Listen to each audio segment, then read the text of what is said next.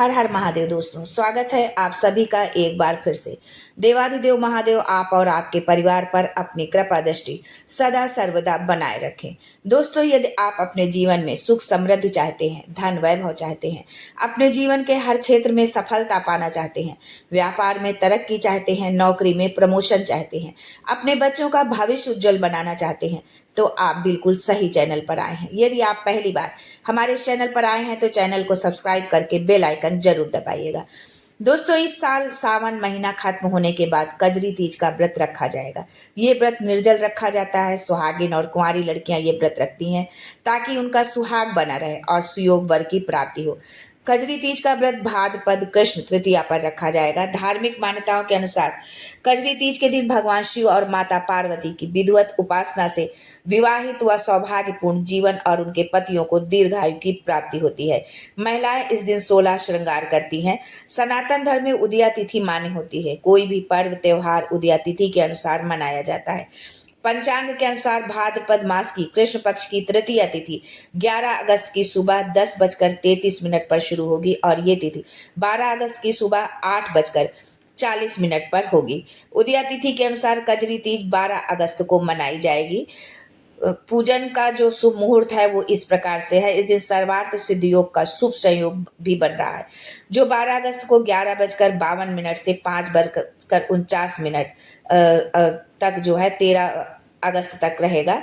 सुकर्मा योग शाम 6:45 तक रहेगा, जिसके बाद धृत योग रहेगा। लाभ चौघड़िया मुहूर्त 10:47 से 12:26 तक। अमृत चौघड़िया मुहूर्त 12:26 से 2:05 तक व शुभ चौघड़िया मुहूर्त 3:45 से 5:24 तक रहेगा। इन शुभ मुहूर्त में पूजा करना और व्रत रखना शुभ फल देने वाला माना जाता है।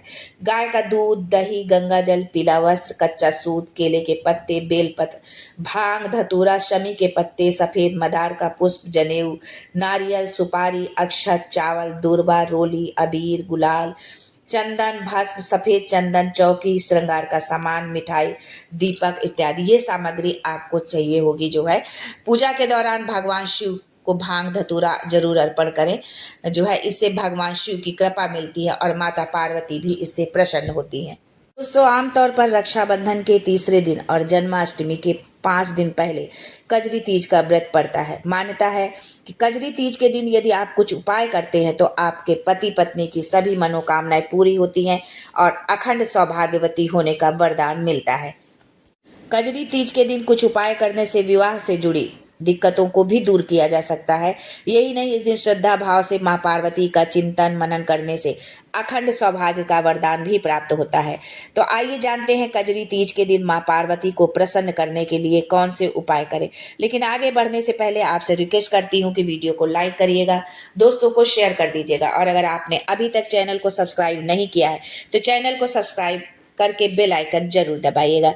दोस्तों, कजरी तीज को बड़ी तीज के नाम से भी जाना जाता है। इस दिन श्री पार्वती चालीसा का पाठ करने से कुंवारी कन्याओं को मनचाहा वर पाने की कामना पूर्ण होती है। अपने वैवाहिक जीवन की दिक्कतों को दूर करने और पति की सुरक्षा की कामना के लिए, पति की दीर्घायु के लिए पार्वती माता को खीर का भोग लगाएं और 16 श्रृंगार का सामान चढ़ाएं। इस दिन पार्थिव शिवलिंग बनाकर और शिव पार्वती की जोड़े से पूजा करने से पति पत्नी के बीच जो है प्रेम बना रहता है।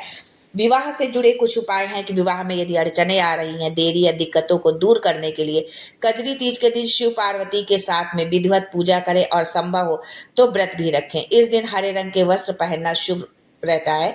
कजरी तीज व्रत की कथा सुनना पुण्यदायक माना जाता है। अपने वैवाहिक जीवन में खुशियां लाने के लिए इस दिन शिव जी को पंचामृत से अभिषेक करें और पार्वती माता का श्रृंगार करें। विवाह की रुकावटें दूर करने के लिए जरूर चढ़ाए माँ पार्वती को, शिव जी को आप ये चीजें उनको जरूर अर्पित करें। ये चीजें हैं लाल पुष्प, फल, वस्त्र, कलावा, लाल बिंदी, हरी चूड़ियाँ, सिंदूर या लाल चंदन, लाल चुनरी और शिव जी पर चढ़ाएं घी, दही, फूल, फल, अक्षत, बेलपत्र, धतूरा, भांग, शहद, गंगा जल, सफेद चंदन, काला तिल, कच्चा दूध, हरी मूंग की दाल, शमी का पत्ता, कलावा आदि जो भी सामग्री उपलब्ध हो जाए आप वो सामग्री भगवान भोलेनाथ को और माता पार्वती को जरूर अर्पित करें। यदि माता पार्वती और भगवान भोलेनाथ की कृपा आप पाना चाहते हैं तो इस दिन पूजा करने के बाद विशेष चीज़ों का दान आप जरूर करें।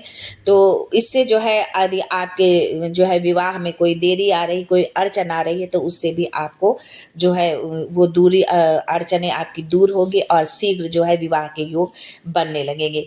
तो आइए ये भी जानते हैं कि कजरी की तीज के दिन हमें किन चीज़ों का दान करना जो है विशेष फलदायी माना जाता है।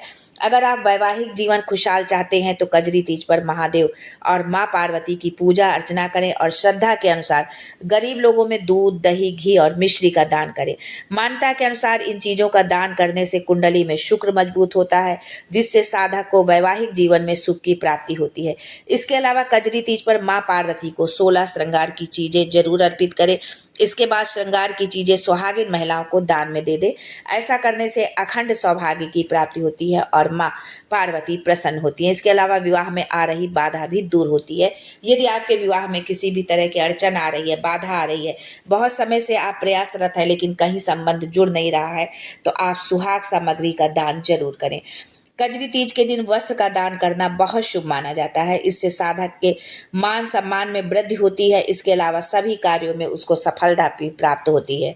दोस्तों, ये छोटे छोटे से उपाय थे जो हो सकता है कि आप करते भी होंगे, आपको पता भी होगा, लेकिन पूरे श्रद्धा भाव के साथ, पूरी आस्था के साथ हम जब किसी पूजा पाठ को करते हैं, किसी उपाय को करते हैं तो हमें उसका लाभ जरूर मिलता है। तो पूरी श्रद्धा भाव के साथ आपके जीवन में जो भी समस्या है उसके अनुरूप आप इन उपायों को करें। भगवान भोलेनाथ, माता पार्वती का आशीर्वाद हमेशा आपके साथ बना रहे, आपकी जिंदगी को खुशहाल रखें, आपको जो है अखंड सौभाग्य होने का माता पार्वती वरदान दे। इसी कामना के साथ आज के लिए बस इतना ही। फिर मिलते हैं कुछ नया, कुछ अलग, कुछ अद्भुत लेकर। तब तक के लिए हर हर Mahadev and thanks for watching my video.